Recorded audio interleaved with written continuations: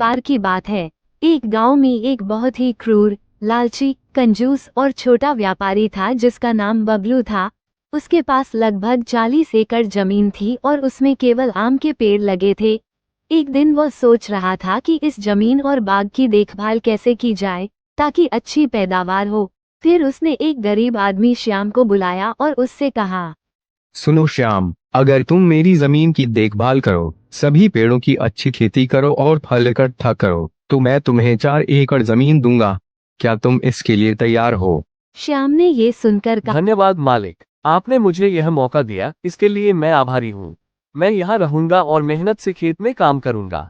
लेकिन आपको अपना वादा निभाना होगा और मुझे 4 एकड़ जमीन देनी होगी। हाँ बबलू बोला। चिंता मत करो श्याम, तुम गांव में किसी से भी पूछ लो, मैंने जो भी कहा है उसे कभी नहीं बदला। अगर तुम अपने वादे के अनुसार खेत में अच्छी पैदावार करोगे तो मैं तुम्हें जरूर 4 एकड़ जमीन दूंगा। ठीक है मालिक, मैं काम करने के लिए तैयार। श्याम घर जाकर अपनी पत्नी को ये सब बताता है। उसकी पत्नी कहती है, भगवान ने हमें जो उपहार दिया है उसे हम क्यों अस्वीकार करें। हमें यह अवसर नहीं खोना चाहिए। आपकी मेहनत रंग लाएगी, भगवान हमारे साथ है। उनका बेटा रामू पढ़ा लिखा था। उसने पूरी बात सुनी और अपने पिता से पूछा, पिताजी, वह आपसे पूरी जमीन पर मेहनत करवाएंगे और फिर 4 एकड़ देने का वादा कर रहे हैं। अगर उन्होंने वादा पूरा नहीं किया तो आप क्या करेंगे? रामू, ये कैसी बातें कर रहे हो?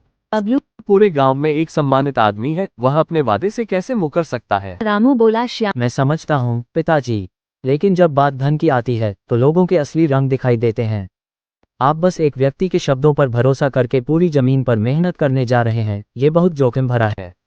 अगर तुम कह रहे हो तो बताओ मैं क्या कर। कुछ खास नहीं, बस एक लिखित अनुबंध करवा लीजिए ताकि हमारे पास प्रमाण हो। श्याम नाराज होकर बोला, वो एक बड़े आदमी है, उन्होंने मुझे बस जुबानी वचन दिया है और यह मेरे लिए बहुत बड़ी बात है। अगर मैं उनसे लिखित अनुबंध मांगूंगा तो यह उनका अपमान होगा। रामू बोला, ठीक है पिताजी, मैंने आपको जो उचित लगा वह बताया, लेकिन अब यह आपका निर्णय है।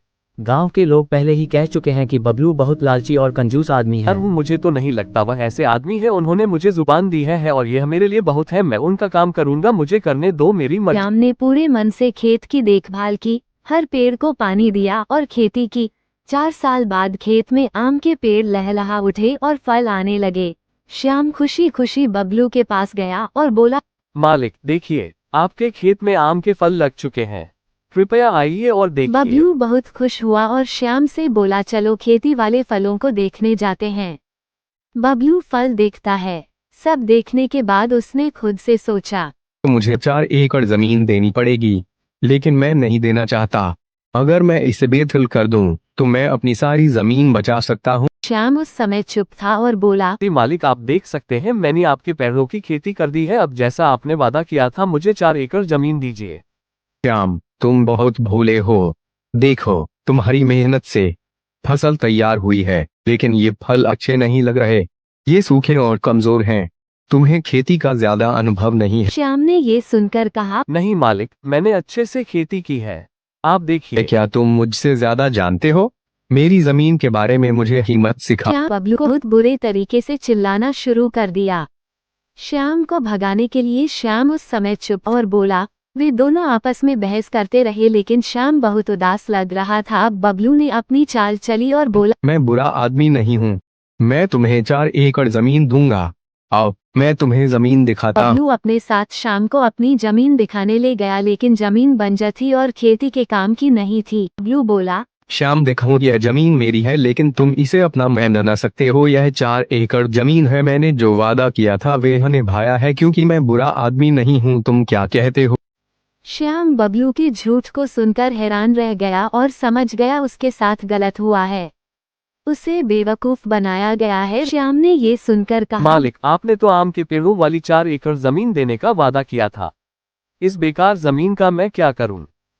बबलू श्याम से बोला, सबसे पहले मैंने आपको केवल 4 एकड़ जमीन देने का वादा किया था। मैंने कभी भी आपसे 4 एकड़ आम के पेड़ वाली जमीन का वादा नहीं किया था, और वैसे भी मेरी जमीन पर आम के किसी भी पेड़ की खेती नहीं की गई है, इसलिए मुझे आपको कुछ भी देने की अनुमति नहीं है। लेकिन चूंकि मैं एक अच्छा इंसान हूँ, इसलिए मैं आपको यह जमीन दे रहा हूँ। अगर आप इसे चाहते हैं तो आप इसे ले सकते हैं, अन्यथा आप यहाँ से तुरंत जा सकते हैं। श्याम को उसकी बात सुनकर बहुत अफसोस हुआ। उसे वक्त उसने कुछ नहीं करा और घर जाकर अपने पत्नी और बेटे रामू को सारी बात बताई। उसका बेटा रामू बोला, पिताजी मुझे पता था यही होगा, मैंने आपसे कहा था लेकिन आपने मेरी बात नहीं सुनी। अब देखो मैं बबलू को कैसे सबक सिखाऊंगा।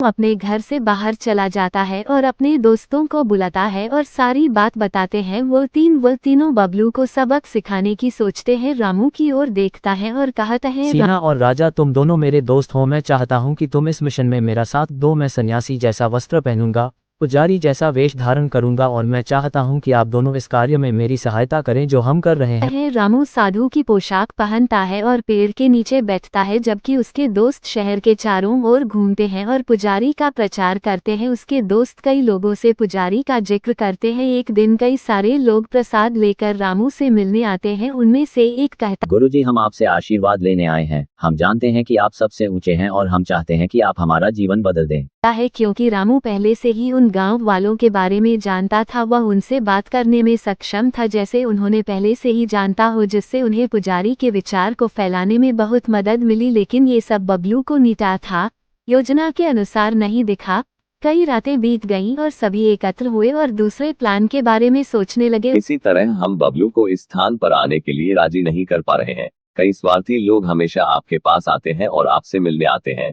सुनो दोस्तों, मेरे पास एक विचार है। मैं चाहता हूं कि तुम दोनों जाकर पूरे शहर में प्रचार करो कि गुरुजी तुम्हें बता सकेंगे कि जमीन के नीचे सोना कैसे खोजा जाता है।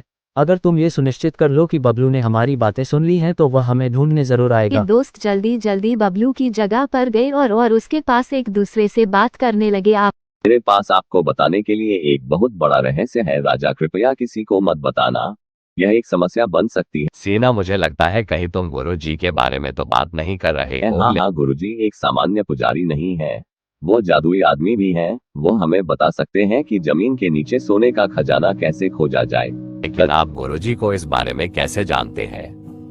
जब मैं सो रहा था तो मैंने देखा कि एक बूढ़ी औरत गुरुजी के पास गई और उनसे वही सवाल पूछा और गुरुजी ने उसे बताया कि जमीन के नीचे सोना कैसे खोजा जाता है। अगर हम बूढ़ी औरत का पता लगा सके तो हम ये पता लगाने में सक्षम हो सकते हैं कि जमीन के नीचे सोना कैसे खोजा जाता है। वैसे हमें कुछ आम भी चुराने चाहिए।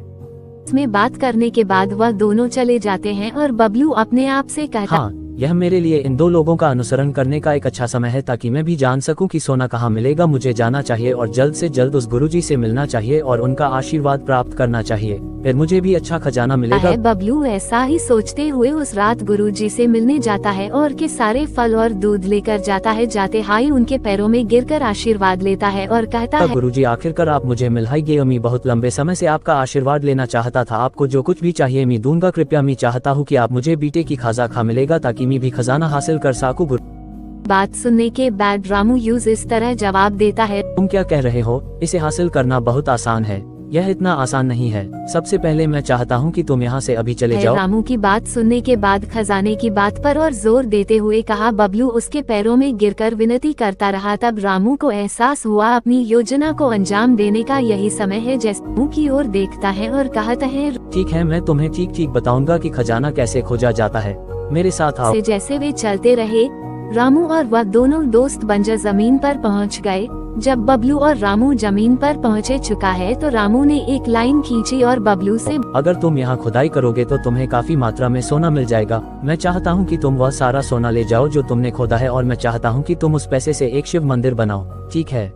बबलू रामू की बात सुनने के बाद सीधा घर भागता है और रामू भी अपने दोस्तों के साथ चला जाता है। बबलू श्याम को देखता है और कहता है, श्याम, मैं काफी समय से ये बात कहना चाहता था। मैंने तुम्हें जो 4 एकड़ बंजर जमीन दी मुझे वापसी दे दो, उसके बदले 4 एकड़ आम वाली जमीन ले लो। क्यों कि मुझे लगता है तुम बूढ़े हो गए हो, वो तुम्हारे काम की नहीं है। बबलू की बात सुनने के बाद श्याम कहता है, बबलू श्याम के असहमत होने से बहुत परेशान था, इसलिए वो उससे बहस करना शुरू कर देता है और वो 10 एकड़ आम के पेड़ की जमीन देने की पेशकश करता है। लेकिन श्याम फिर से मना कर देता है। निराश बबलू फिर तुरंत इसे 40 एकड़ आम के पेड़ की जमीन देता है। अंत में बहस के दिल के बाद श्याम ने कहा, ठीक है, लेकिन पहले एक लिखित अनुबंध दो। बबलू उस बंजर जमीन में सोने के बारे में इतना आश्वस्त था कि वो इसे हासिल करने के लिए कुछ भी देने को तैयार था कि वो उस बंजर जमीन के लिए अपनी आम के पेड़ की जमीन के 40 एकड़ देने के लिए सहमत हो गया। ठीक है, बदले में मैं आपको पूरा 40 एकड़ जमीन दूंगा। लिखत में ये बबलू सहमत हो गया और उसने श्याम को आम के पेड़ की पूरी 40 एकड़ जमीन पर हस्ताक्षर करवाए। श्याम को एक लिखित समझौता मिला और वह थोड़ी देर बाद चला गया। बबलू बंजर जमीन पर गया और उसी जगह खुदाई शुरू कर दी जिसे बबलू ने उसे खोदने के लिए कहा था। दिन भर खुदाई करने के बाद उसे एहसास हुआ कि उस जमीन के नीचे कोई सोना नहीं है और दर्द में रोने क्या हुआ, मैंने इस बंजर जमीन के लिए सब कुछ गंवा दिया। ये सब उस ढोंगी बाबा की वजह से हुआ है। अब मैं बहुत दर्द में हूँ।